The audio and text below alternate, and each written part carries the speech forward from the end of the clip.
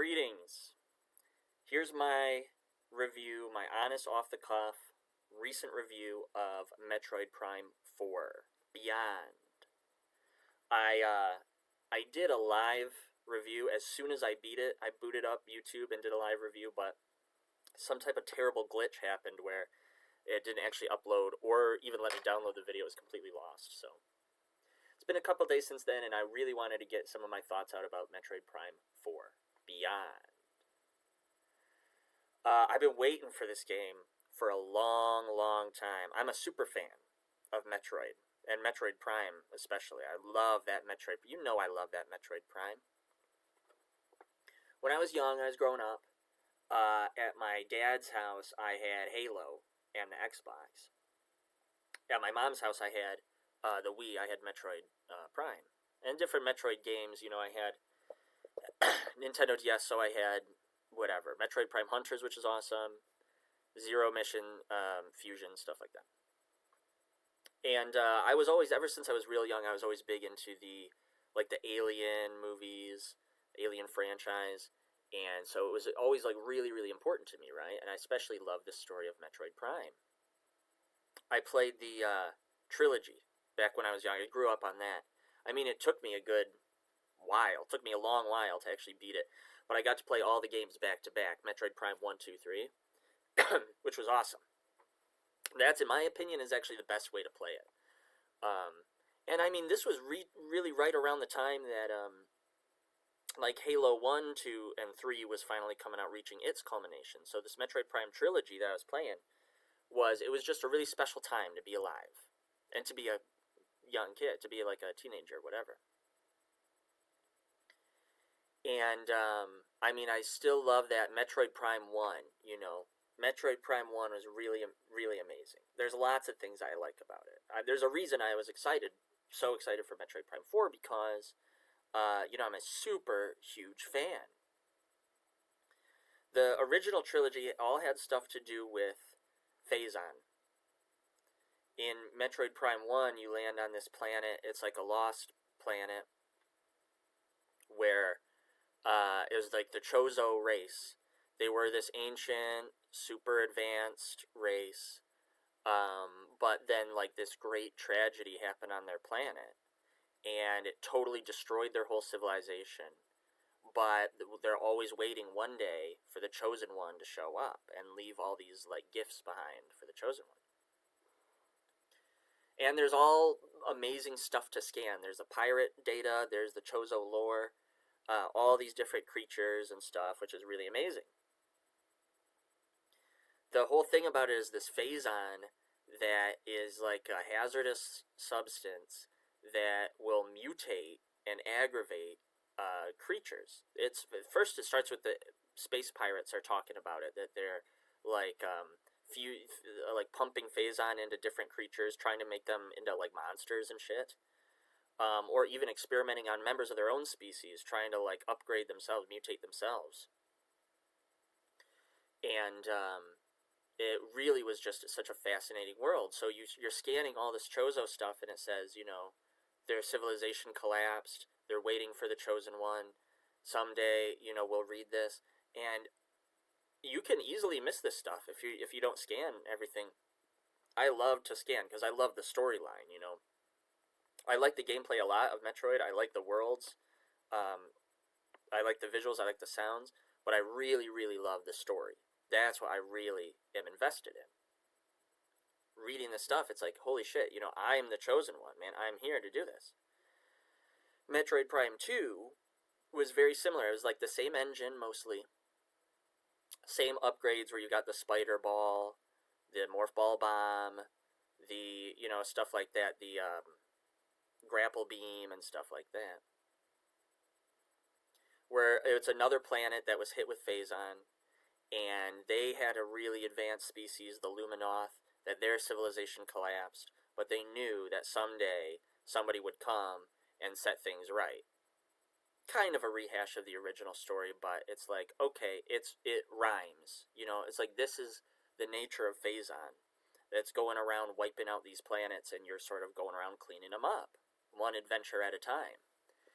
And then in Metroid Prime 3, they've got a few different planets. Now you get a little bit more in depth into the Galactic Federation, their soldiers, their military structure, where Samus fits into that, and that they're noticing, okay, this phazon is becoming a real serious problem. It's not just one or two planets, it's like a bunch of planets have had their civilizations wiped out, their creatures have mutated into gigantic, vicious monsters, and something really dead serious is going on here. This is like the culmination and the crescendo of the Metroid Prime story, the trilogy.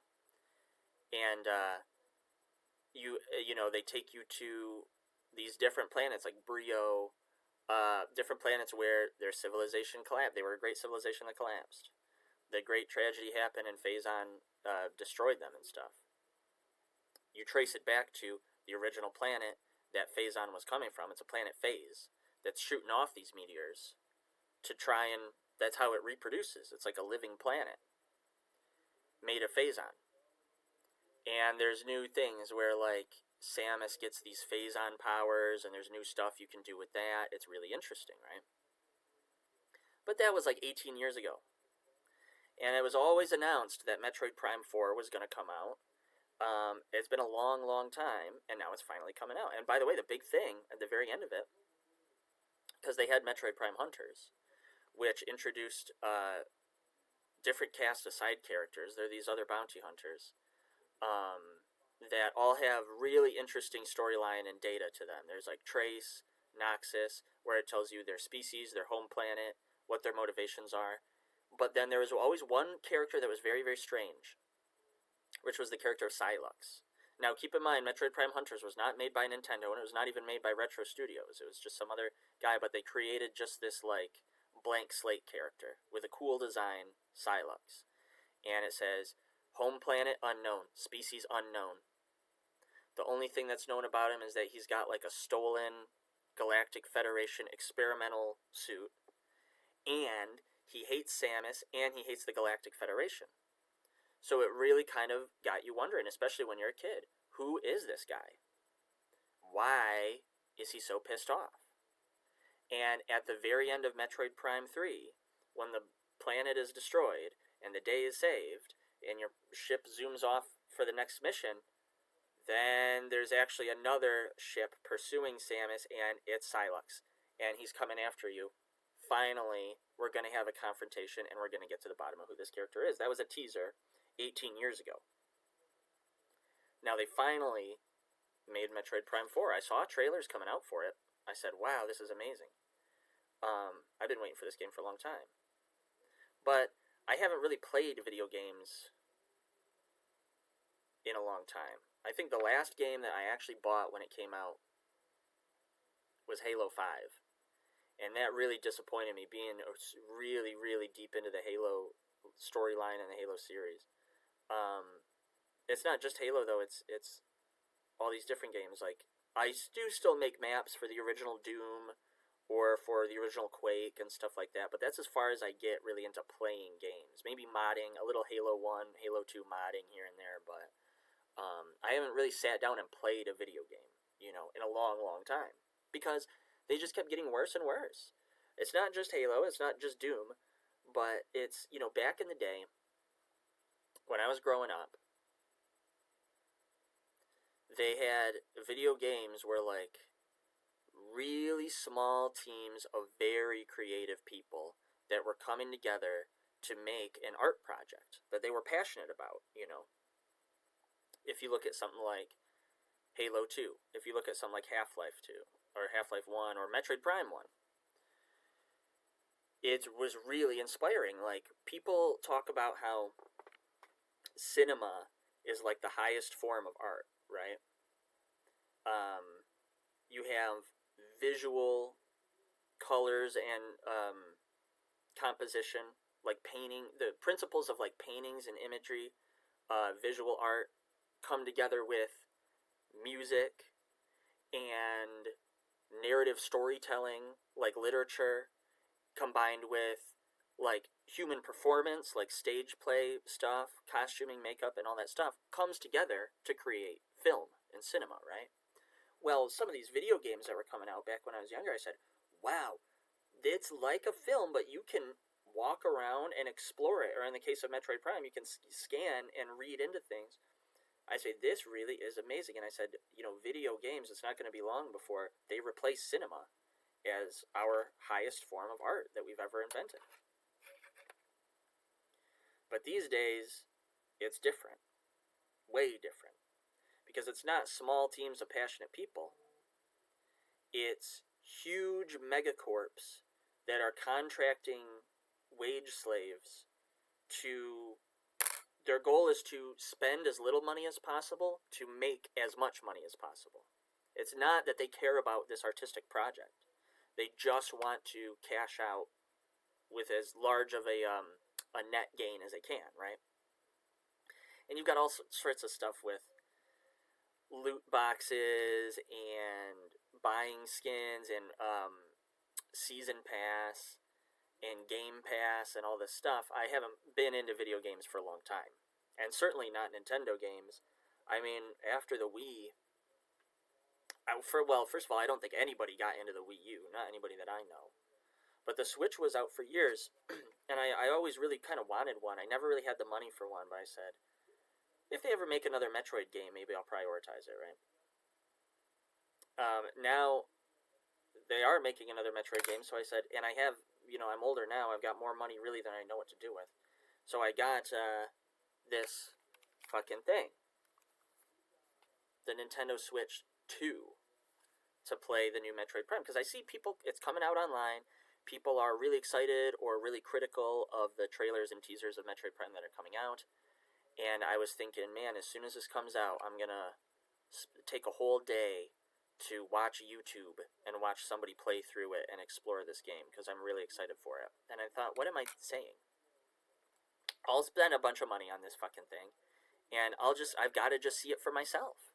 This is one of the very few things in the world that I care about. I'm going to just do it myself, man. So I bought the fucking thing. Maybe I got it maybe a week before Metroid Prime 4 came out is when it finally came in the mail. It got delayed for a little bit, but gave me enough time actually to buy Metroid Prime 1 Remaster, and I played that as a primer for Metroid Prime 4 Beyond. And I said, okay, here we go. Now I'm ready. Now it's getting to the point. Metroid Prime 4 finally comes out. I say, all right, man, I'm so excited. Now we're finally playing Metroid Prime 4. And it starts off so strong.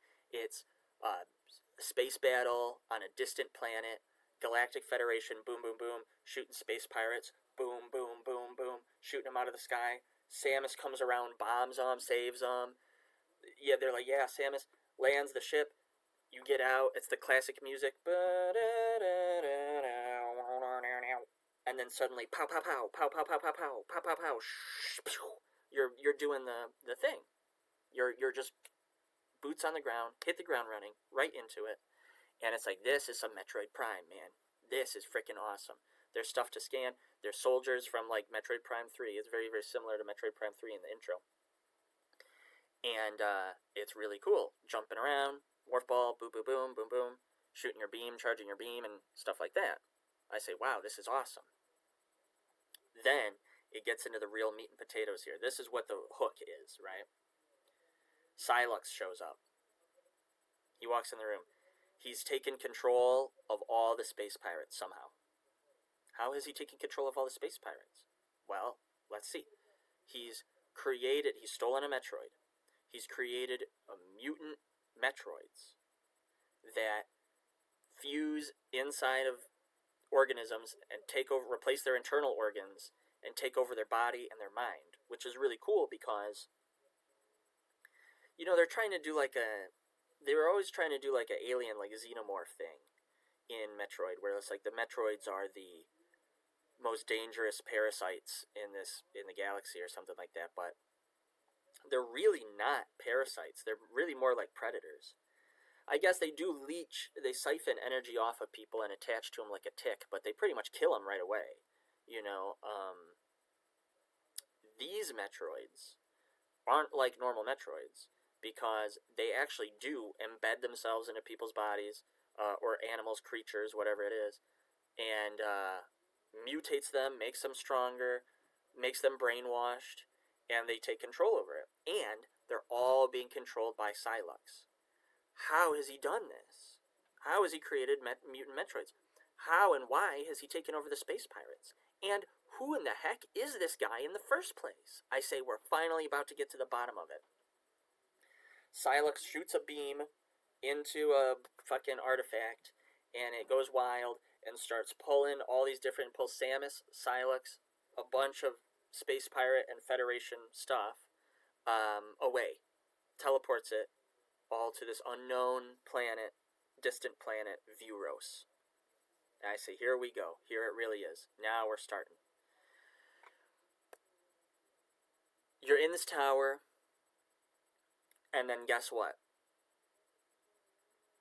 It's a long-lost, ancient, advanced civilization that says, we were so advanced and we were so happy, but then one day the great tragedy happened and everything fell apart. But we always knew that one day the chosen one would come and succeed where we failed. And I thought, really, like in Metroid Prime 1, when you're scanning the Chozo lore, it's like, we were an advanced civilization before the great tragedy, but we always knew the chosen one would come and succeed where we failed. It's like, whoa, I am the chosen one. Like, this isn't just some random distress call. I was destined to be here. Now in Metroid Prime 4, we've done that already so many times, and with the Luminoth too, so I say, really? I'm the chosen one, and I'm going to succeed where they failed, and I'm destined to be here, and they left these gifts for me and stuff. I say, really? Okay. It's okay. I'll deal with it. I'll put up with it, because what's really at the forefront of my mind is, who is Psylocke? Get to the bottom of what are these mutant Metroids? What's going on here? And why are we even here in the first place, right? So I say, okay, I'm not going to lose sight of that.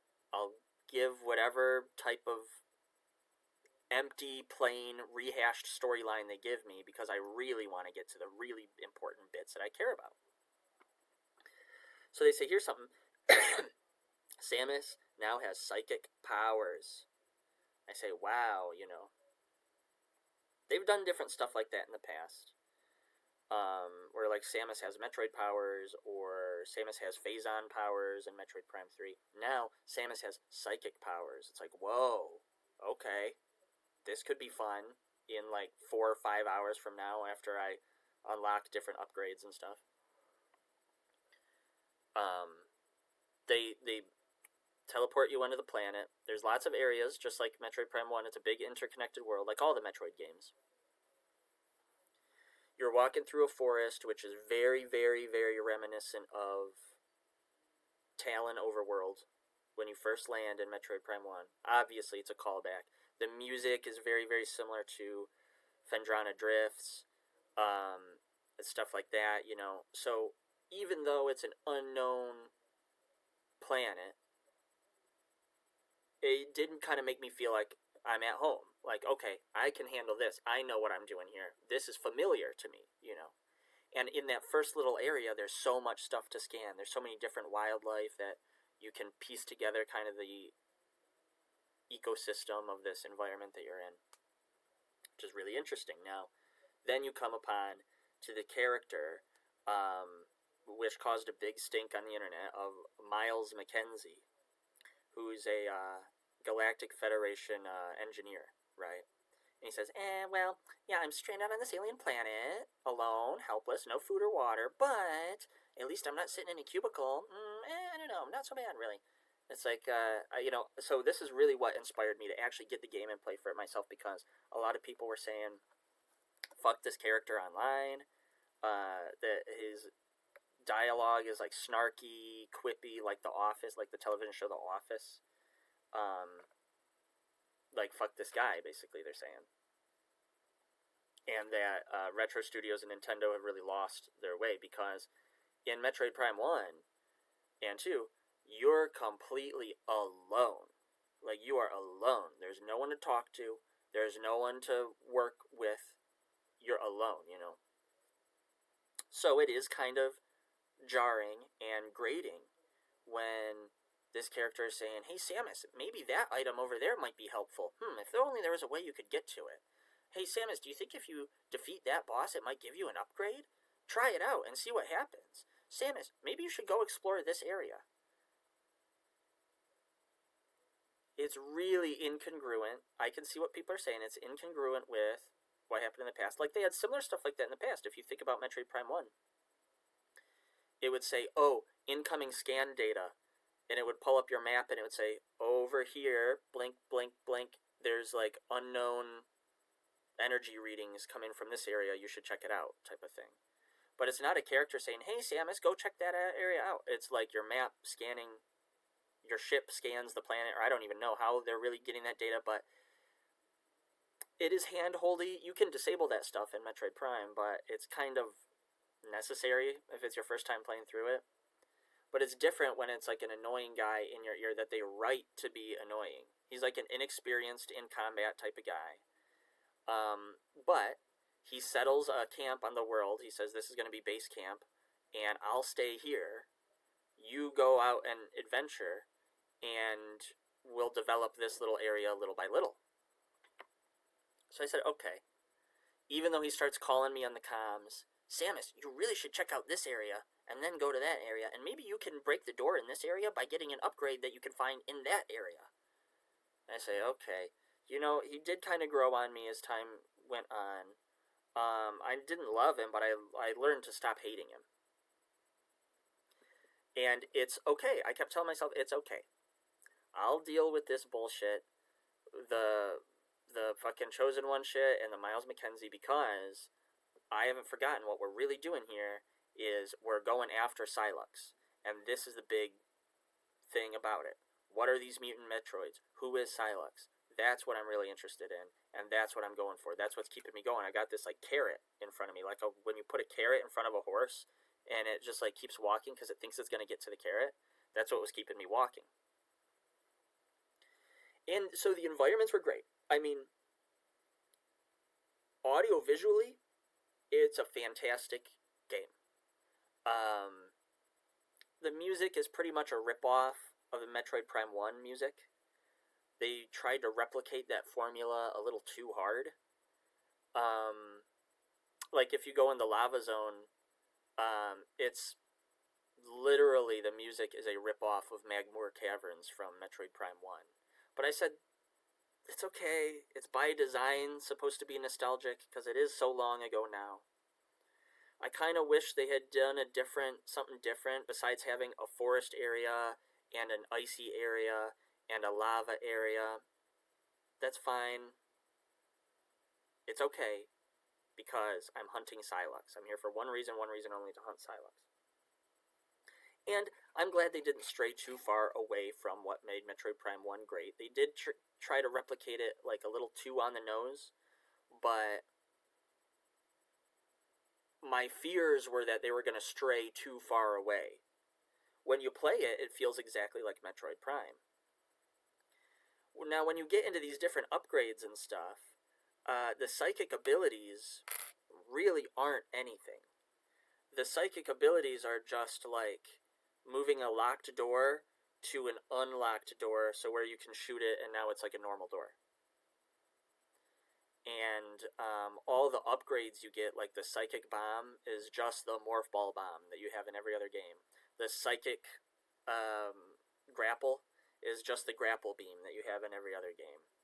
The psychic boots are just the jump boots that you have in the other games. So there's really nothing psychic about it.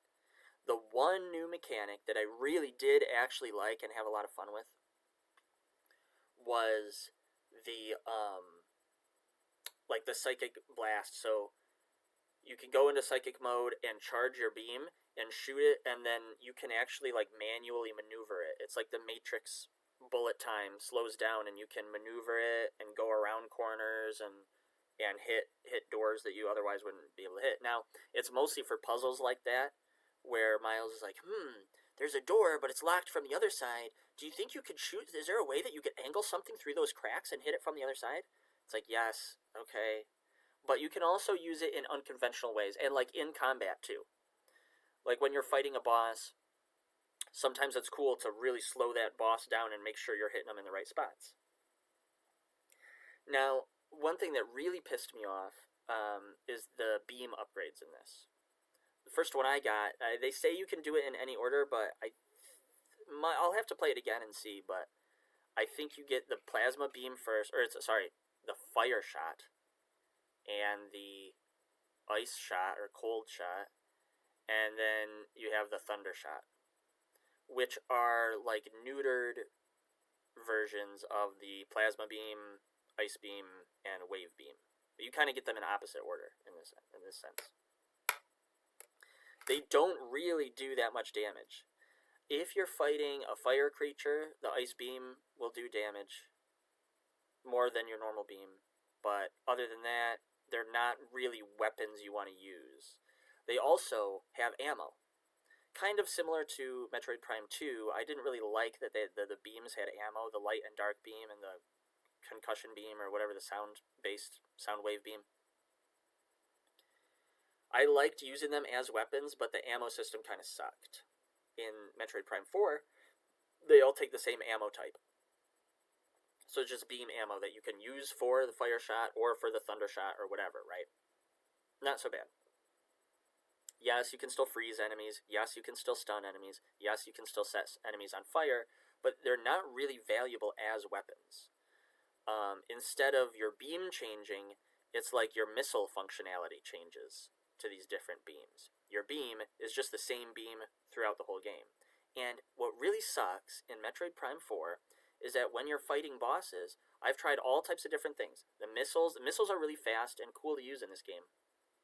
I've tried the missiles, I've tried the morph ball bombs, I've tried charge beam. When you're doing boss battles in Metroid Prime 1 or Metroid Prime 4, for every single boss battle, the best way to do damage is to just spam your normal beam. Bam, bam, bam, bam, bam, bam, bam, bam, bam, bam, bam, bam, on whatever weak points it is. Bam, bam, bam, bam, bam, bam, bam, bam, bam, bam, bam, bam, bam. And kind of, it felt like a chore to get through some of these bosses. Now, some of these bosses are really badass because they've been infected by Metroids. Like, oh, Silux has been here. And he's spreading his mutant Metroids, and it's almost like Phazon, where they're getting corrupted, they're getting mutated, they're getting aggressive, and they're getting controlled by Metroids. Controlled by Silux. So I say, whatever, bam, bam, bam, bam, bam, bam, bam, bam, bam, bam, bam, bam, bam, bam, bam, bam, bam. Once I get through this boss, then I'll be able to get through the next area, and once I get through that area, I'll get the next beam, which will allow me to get into that area I saw back there, and then maybe, hopefully, I'll catch a glimpse of Silux. Now, there are a couple times in the game where you fight Silux, and they're good fights, too. They're really interesting. There's no scan data on him. It says, like, oh, mystery. There's, like, a psychic blockade where you can't really tell much.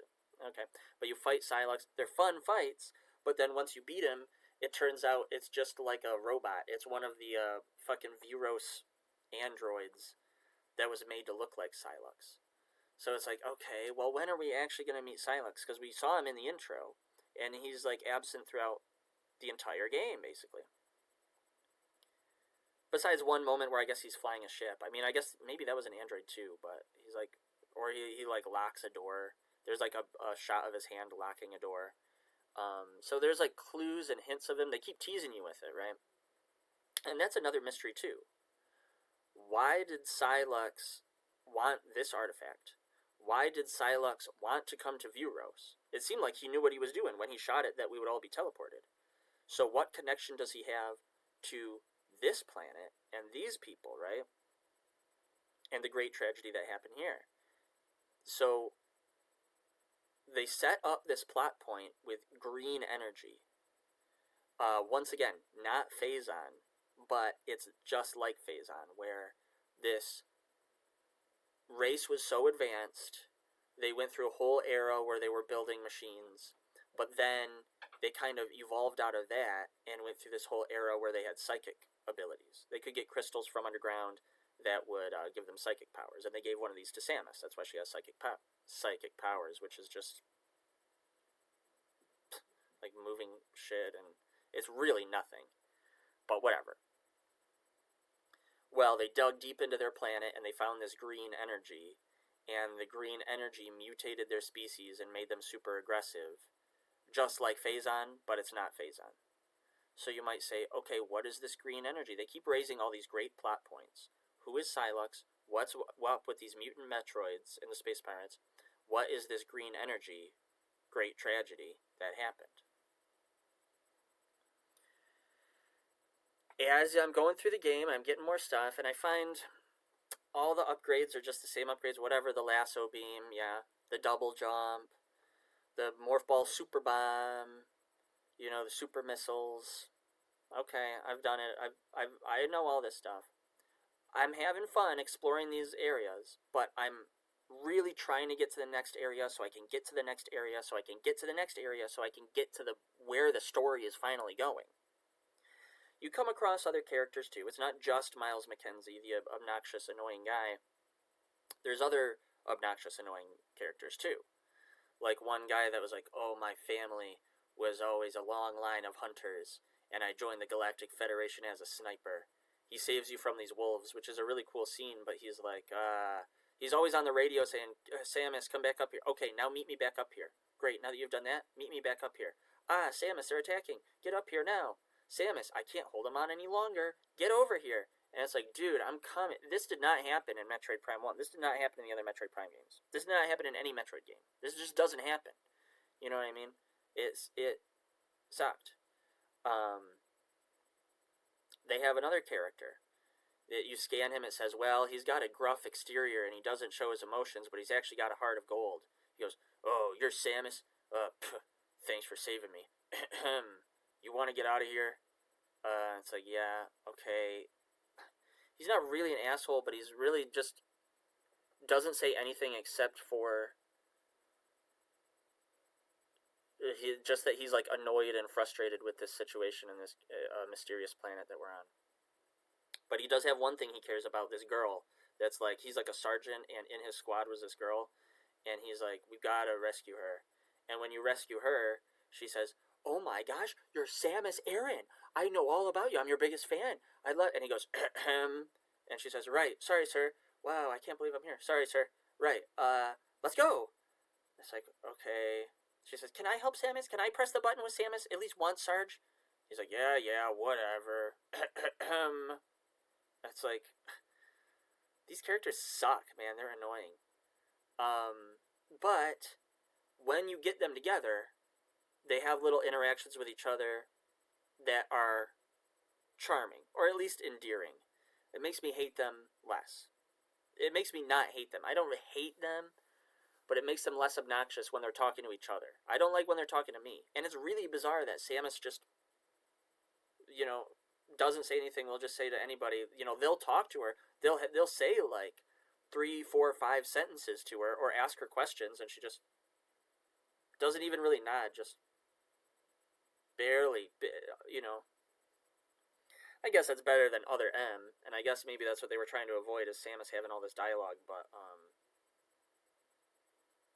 it was really weird. It was really, really weird being this like totally silent character, but still being in cutscenes. Like, I get it in Half-Life, where there are no cutscenes, so you can't really talk to people, and they're okay with just like talking at you.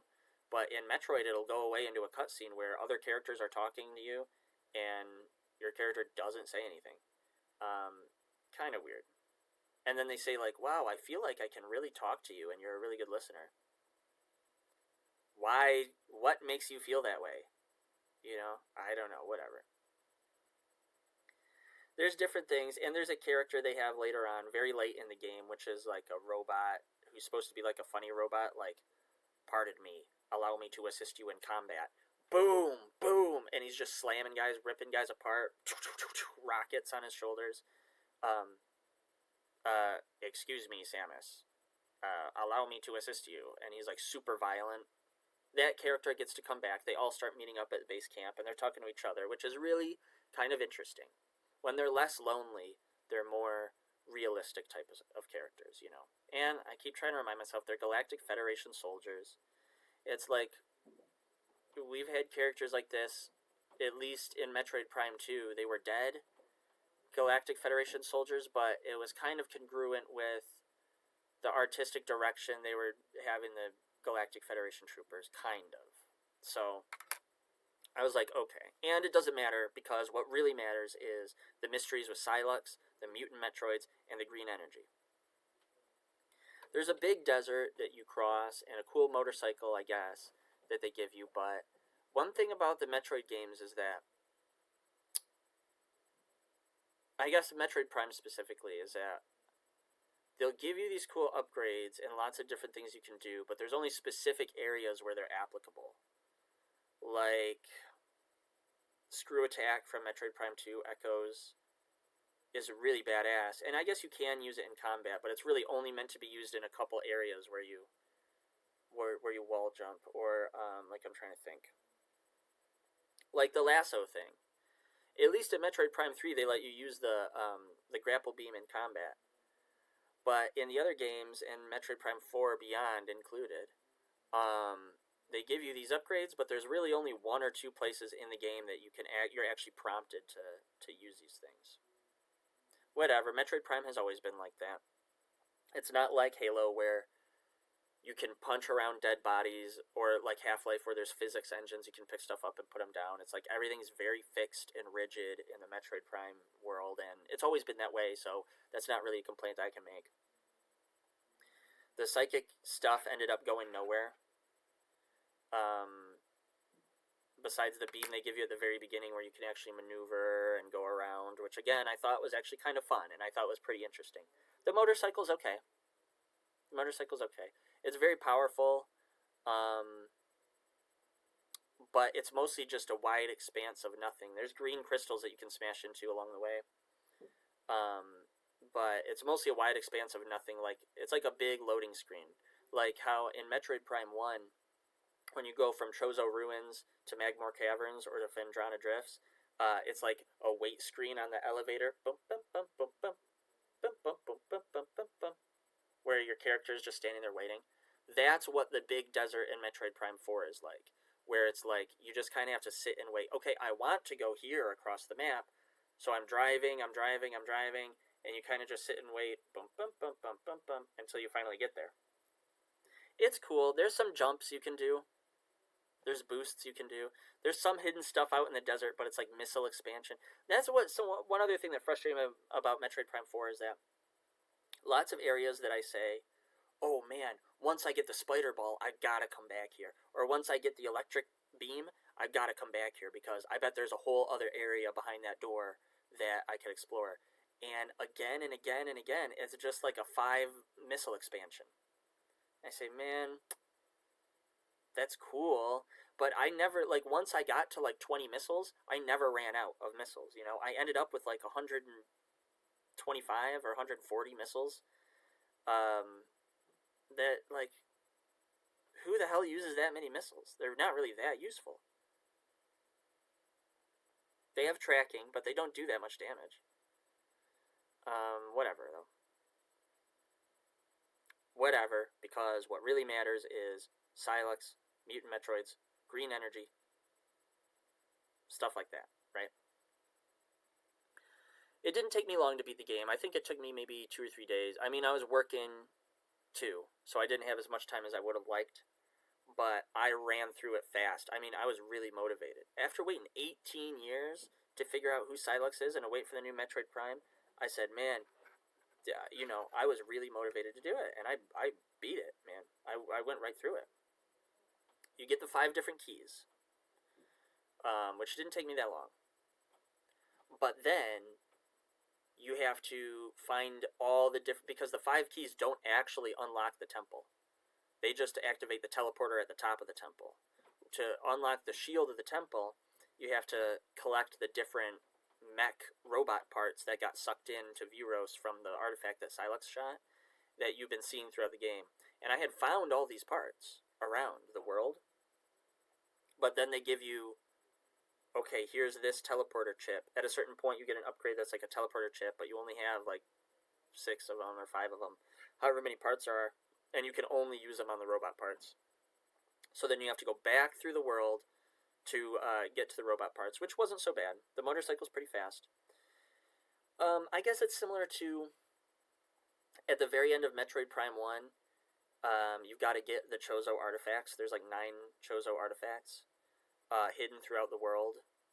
And people say that that's a bad part of Metroid Prime 1, that it's not fun, and it's a fetch quest, they say.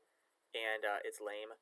But I really liked that part of Metroid Prime 1. When you've unlocked the whole map, and you've unlocked all the beams and all the upgrades, then you get to stomp around the whole map, and, like, they give you a clue. They give you, like, a riddle. It's not even like a riddle. It's like, oh, on the edge of Phendrana, if you break the pillar in the middle, then you'll find the key. And so, okay, all I have to go is to the section of the map that's labeled Phendrana's Edge, and sure enough, there's that's just an example. There's 9 of them, but I liked that part of Metroid Prime 1. The robot parts in Metroid Prime 4, I didn't mind, because I already knew where they all were. I just had to, and they are marked on the map. Once you discover them, they're marked on the map, so you could just go to one, the next, and do that. But then, there's something else you have to do before you can go into the temple. You have to get the power fruit, or the green fruit, from the green tree, from the green crystals, from the green energy. And I've been smashing through these things in the desert all game, and starting to notice as the game went on that they don't respawn into green crystals, they respawn into, like, quartz clear crystals that just give you, like, energy, like health. So I said, damn, I've been collecting them all throughout the whole game. I put them into the thing, and it, like, barely has filled up at all. You're supposed to fill up this whole statue of green, but it, like, barely filled up at all. I said, God damn it. So they have me rolling around for, like, 2 hours in the desert, hitting every fucking green crystal I can. There's some portions that I had seen out in the desert that you need the Morph Ball Super Bomb, the Power Bomb, to actually break them, and they're full of green crystals. And I thought maybe that'll expedite the process, but they didn't give me much at all. I went around and put them in, and they barely filled up the fucking statue. I said, God damn it. Eventually, you do unlock a green crystal radar when you're out in the desert, and it'll show you where the nearest ones are to you, or at least what direction they're in. But it still was very, very fucking annoying at the very end of the game, after I've unlocked everything, gotten all the keys, and all the robot parts, and I'm ready to storm the tower. I have to go around and fucking in the desert and hit these fucking things. Man, oh man, that really sucked, but I said it's okay, because I'm finally going to face Psylux, the real Psylux, not an android. I just know it in my heart, and this mystery that I've been waiting for nearly 2 decades is finally going to be revealed, and it's going to blow me away. I'm going to be so surprised. I do the fucking green crystal thing. By the way, this green energy plot point, the mystery of the green energy that they set up, doesn't go anywhere.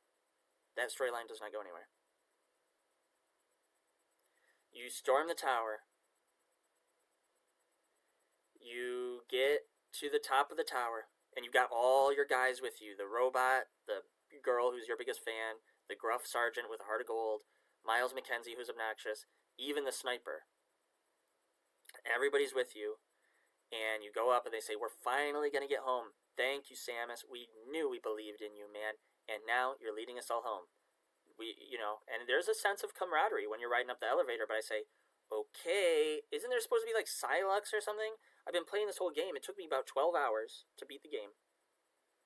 I said, I haven't seen Psylux once. I thought I did, but it turned out to be just an android. Or I saw him maybe flying a plane, but that could have been an android too.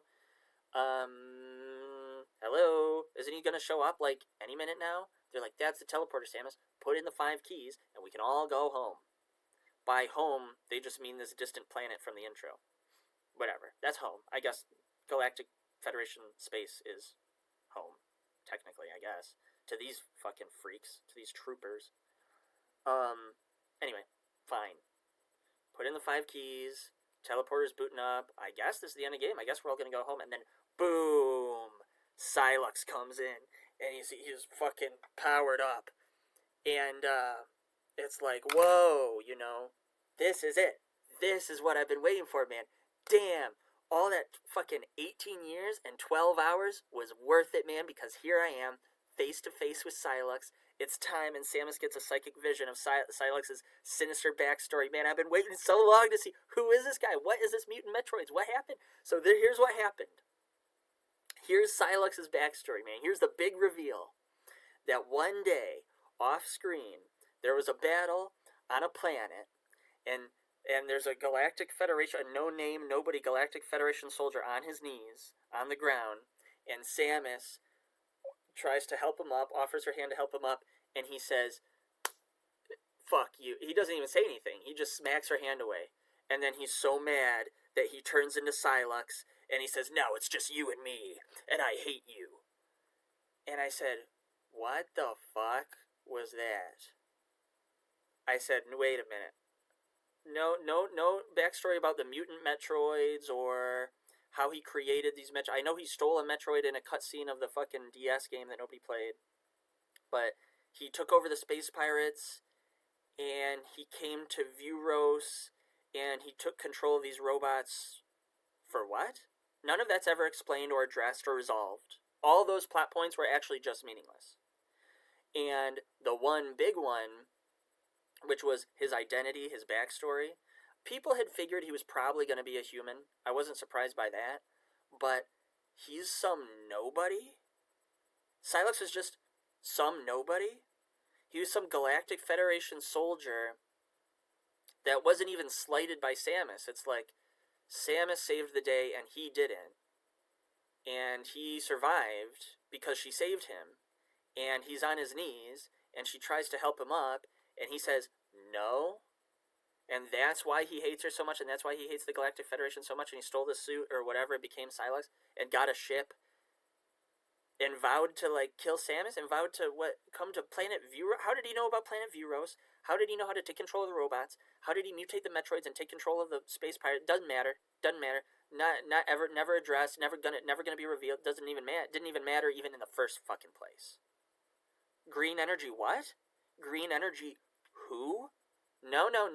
Psylux what? Psylux is just some nobody. He's just some guy that got pissed off for no reason.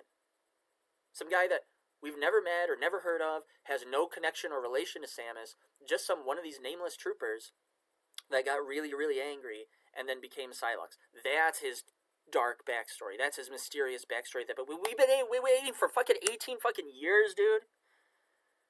And he's just some nobody. Then I said, okay, I'm going to kick this guy's ass, dude. I said, now I'm pissed, man.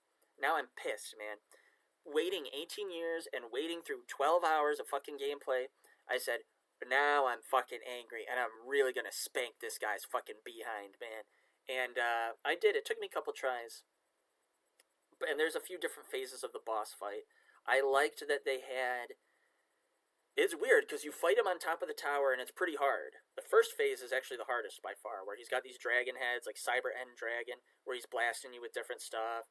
And, but you have a shield you can put up that you unlock right at the very end, so it's, like, not really that big of a deal. But if he knocks down any of your compatriots, all your other soldiers and robot guy are all shooting at him, not really doing any damage at all, I don't think.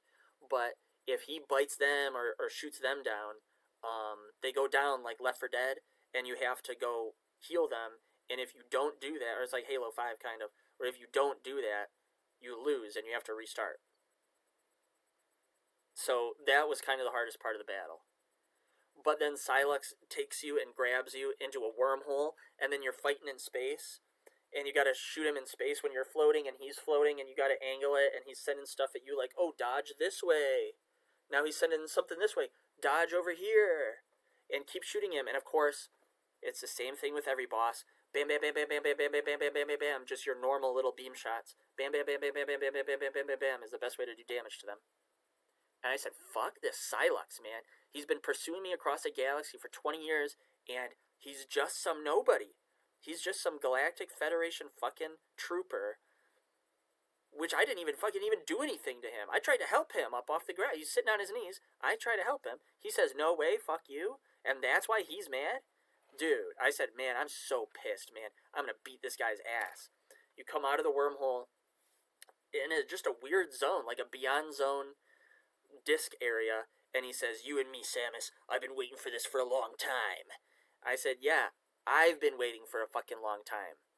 I've been waiting for this for a fucking long time, and you fucking pissed me off by being I thought he was going to be like the greatest villain of Metroid of all time. And he's some fucking piece of crap loser that they didn't even bother to... It's like, I was less mad at Psylux. I was really, really mad at Retro, at Nintendo, and the writers. That they couldn't... So look, I know that Retro didn't even invent Psylux in the first place for Metroid Prime Hunters. I know that in Metroid Prime 3 Corruption, when they have his ship, Teaser, at the end, I knew that they didn't have a plan for this guy's backstory, or they didn't know who he was, that they were going to have to come up with something. Trust me, even as a teenager, I knew the truth. That it's like, but I figured they were going to come up with something good.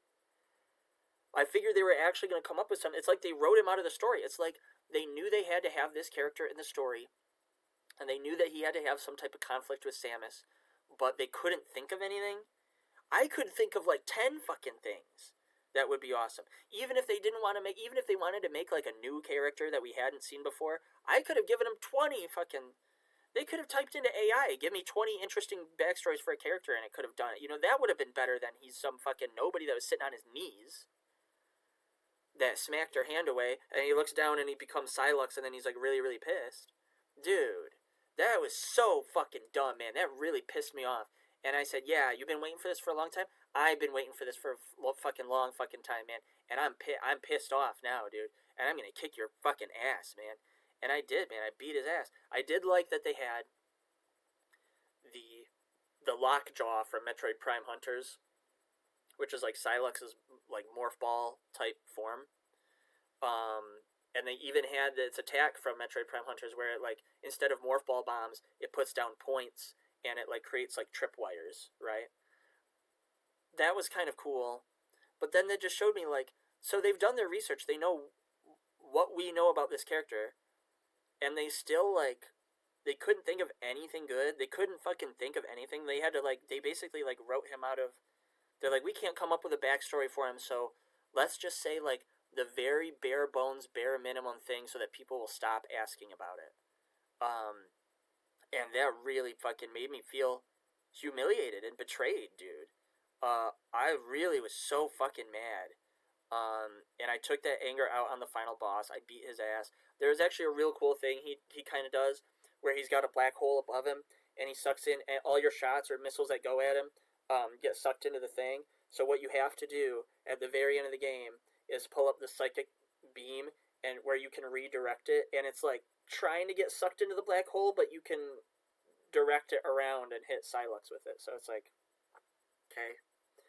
And you beat Silux, and that storyline is over. Mutant Metroids meant nothing. Green energy meant nothing. Fucking the whole planet Vuros and Silux's connection to it turned out to be nothing. Silux's whole connection to Samus turned out to just be nothing.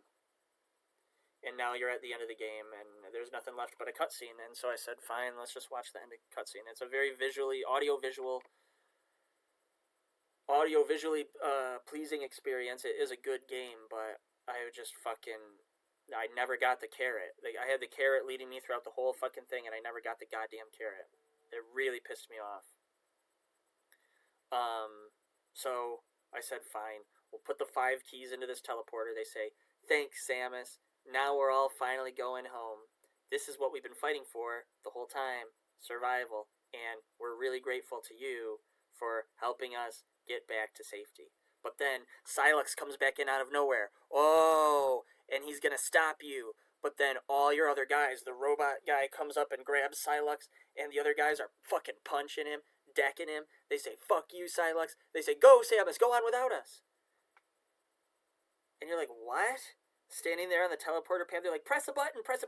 Trust us. We'll be okay. We'll sacrifice ourselves. They did something like this earlier in the mines, where they're like, one by one, they're like, I'll stay behind and I'll sacrifice myself. But it turned out they were just fine. They came back later at the tower. Whatever. Now they're like, for real, leave us here abandoned on this planet with Silux. It's your only way. You've got to go do it. It's like, dude, you guys can just come with me. I just beat this guy's ass in the Beyond Zone. I'll just beat him again. If there's another phase of the boss fight, I'll beat him. Just come with me, guys. Just come with me. They're like, no, we all have to stay behind. All 6 of us have to stay behind and hold this guy back. So you can go away and survive. It's like, seriously? Not that I love these characters anyway, but they're taking away every fucking thing from me in this game. Every single thing that they built up, they just threw it all away at the end. Fine, I'll press the button. And Samus gets teleported away, and they say, goodbye, Samus. And they're stranded on the planet with Silux forever. Doomed. Never to be heard from ever again. God damn, that pissed me off. I felt like I got the bad ending. I felt like I got like the bad ending. Maybe I have to 100% the game, and I'll try that. I sat through the credits. I did wait through the credits because I know at the end of Metroid Prime 3 Corruption, they had the Silux's ship at the credits, so I said maybe they'll have something here.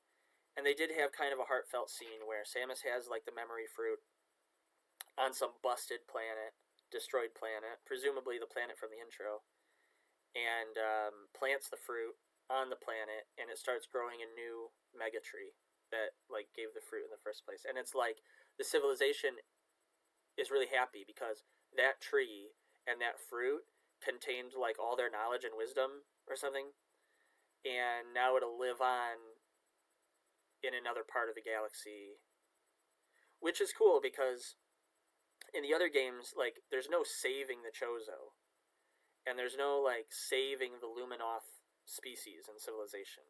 In this game, it's kind of insinuated that maybe one day they can be resurrected or rise to greatness again in the galaxy someday in the far future. Maybe. I don't know. I thought it was interesting, but no, nothing about the mutant Metroids. No, nothing about the green energy. Fucking Silux turned out to be nothing the entire fucking time. Nothing about the space pirates weren't even in the game at all. And even these annoying characters that I started growing close to fucking meant nothing at the end of the day. And there's no naked Samus at the end of it, dude. I was pissed. I was really pissed, man. God damn. Maybe I'll have to go back and 100% the game, but I was fucking really, really let down, dude. And so I say, I started thinking about it in terms of, is it worth it? Paying $500 for the device and like $70-80 for the game. I said, yeah, it is worth it. I mean, I think it is worth it because it's not the money. I can make money. Money is worthless to me. Money is absolutely worthless to me. Even though, and it's tough to say, I do like the game in the sense that it's just more Metroid Prime. Like, gameplay-wise, it's just more Metroid Prime. Morph Ball, Grapple Beam, Double Jump, missiles, super missiles, stuff like that, you know what I mean? I liked the gameplay. Some of the boss battles felt like obligations or chores that I had to get through because I wanted the story. The storyline was 100% vapid and empty. They took some notes, directly copy and pasted from Metroid Prime 1 and 2, the earlier games. But then they had like nothing beyond that. Nothing. There's a cool area. There's like a laboratory in the ice area where you're like going through and reading these journals that I thought was engaging at the time because it was building up to this green energy mystery. And it does kind of explain like, oh, these mutant creatures you've been fighting are actually devolved or evolved or corrupted or mutated forms of the great civilization that's been psychically guiding you. But that's it. But then, so where does green energy come from? Or what does it do? Doesn't actually matter at all. Silux doesn't matter at all. Mutant Metroid Space Pirates doesn't actually matter at all. How did he know about the planet Vuros? How did he take control of their androids? Doesn't matter at all. Okay, what about all these new annoying characters that you're forcing me to get attached to? No, they don't matter at all. Okay, do I at least get to keep the psychic powers? No, Samus decides to give it up at the end and put it on the ground and leave it behind and just walk away like a busted, like ashed up desert planet. Samus plants the fruit, puts the psychic powers away, and just walks, just starts walking. And I said, what the fuck, man? Yeah, it's worth the money. It would be. I would have paid twice the money for it, and am very, very, very glad that I played it and just didn't just watch somebody do it online. That would have sucked. That really would have sucked. I had to see it for myself with my own eyes and play it and spend the time to do it. Did it entertain me for 12 hours? Yes. Was I engaged? Absolutely I was. I couldn't think about anything. Even when I was at work, I was thinking about the goddamn game. I was really invested in it, really interested in it. It was very engaging. I had a lot of fun. And I did enjoy my time that I spent playing it. But when I finished it and I walked away, I was so let down and I was so disappointed. I really was. It made me very depressed. After waiting so long for nothing, it was like a slap in the face. It was like an insult. It was like Retro Studios and Nintendo was down on their knees, and I tried to help them up, and they said "fuck you." That's what it felt like, and I was so pissed, man. I really was pissed off. When I got to the end of Metroid Prime 1, mission complete. Duh, duh, I was like, yeah, great game. Woo, that was fucking awesome. When Metroid Prime pulled off the suit, I said, yeah. I felt great. When I beat this game, felt like shit, man. I was so embarrassed that I fucking had faith in this, that I was excited for this, that I looked forward to this for so long. Like I said, nearly 2 decades, and it was such a huge letdown. Is it a good game? Yes. Is it a good story? Absolutely not. It's probably the worst story out of any Metroid game ever, right? The first one, I guess, didn't really have much story, but, like, if you take Zero Mission into account, you know, it's kind of interesting. It didn't raise, Metroid 1 didn't really go anywhere, but it didn't raise plot points to get you curious that went nowhere. This one raised a bunch of plot points and questions and made my imagination start running before it kicked me in the balls. And it was like insulting me or like laughing at me for taking any of it seriously in the first place. That's what it felt like to me. And I don't know who to blame specifically, Retro, Nintendo, or just the industry. Like I said, it's not just Metroid, it's not just Halo or Doom, it's these new video games in general. The new way that people are making and consuming video games is so vapid, hollow, and empty, and it's fucking depressing. It really is fucking depressing. So, I have got to, and they say that in a couple of, they say that tomorrow, fucking Half-Life 3 is going to be announced finally, if you can even believe that. So it's like, dude, you know how long I've been waiting for Half-Life 3? That has been 2 decades. It has been over 2 decades. But can I even let myself get excited about it? Fucking Halo Infinite I was excited about, because it's like, oh, it's a return to form. Halo Infinite is very similar to Metroid Prime 4 Beyond. I didn't get to play it myself. I tried to download it on Steam, but it said there was something wrong with it was just not compatible with my computer, unfortunately. But no, it was like Halo Infinite. They're going back to their roots of like Halo 1 and Halo 2. They even turned the art style back from what 343 Industries had done to it. They bastardized it. They said it was nanobots that changed his armor, but then they have flashbacks to the other Spartans, and they're all wearing that god-awful fucking curvy armor. Fuck, it pissed me off. Besides Cortana's design in Halo 4, I guess, was pretty awesome. But other than that, and then, like, the Forerunners aren't actually humans. Oh, my God. Fucking really pissed me off. They're trying to undo that in Halo Infinite. Oh, it goes back to its roots, and it's going to be more classical Halo. And it just ended up being vapid, empty, nothing. All these plot points that were supposed to go somewhere, and they were going to have DLC and explain, all went nowhere. It's the same with fucking Metroid Prime Beyond. Beyond, Infinite, Doom Eternal. These things are fucking empty nothings. They're nothingness. Oh my gosh, it's so sad.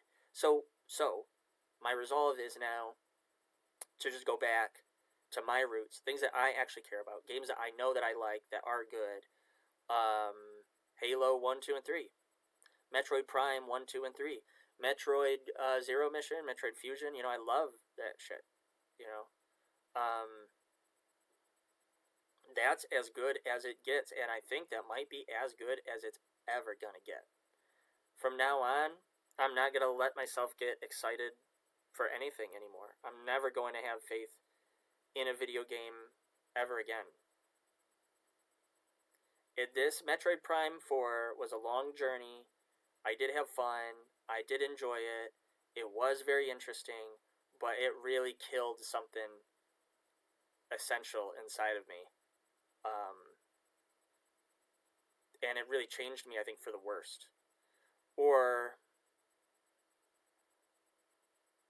if it's just revealing an unfortunate truth to me, maybe that's for the best.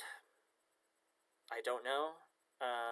Either way, yes, I was very disappointed. Very, very disappointed in the storyline, which is what I was really interested in. So, fuck you, Silux. What else is there even to say? Goodbye.